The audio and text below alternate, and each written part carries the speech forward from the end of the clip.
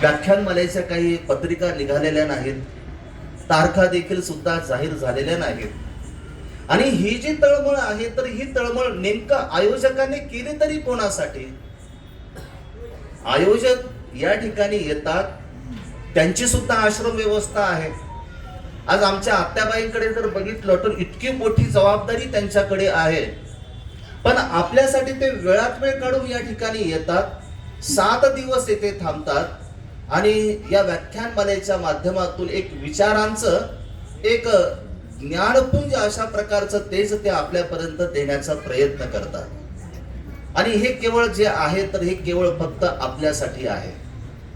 आणि म्हणून या विचारांच्या ज्ञानप्रवाहामध्ये समाविष्ट होत असताना आज आपल्याला थोडासा एक वेगळा विचार करायचा आहे।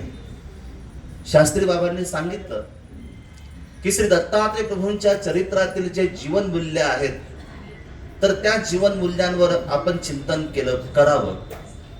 तसं जर बघितलं तर श्री दत्तात्रय प्रभूंचं जे चरित्र आहे, संख्येने जर त्याचा जर विचार जर केला तर लीळा चरित्रामध्ये अवघे 7 ते 8 चरित्र पाहायला मिळतात, परंतु त्या चरित्रातील जीवन मूल्य ज्या वेळेला शोधण्याचा प्रयत्न करतो तर तासाभराच्या चिंतनातून ते संपूर्ण जे जीवन मूल्य आहे ते जीवन मूल्य शोधल्या तिथे जाऊ शकत नाही।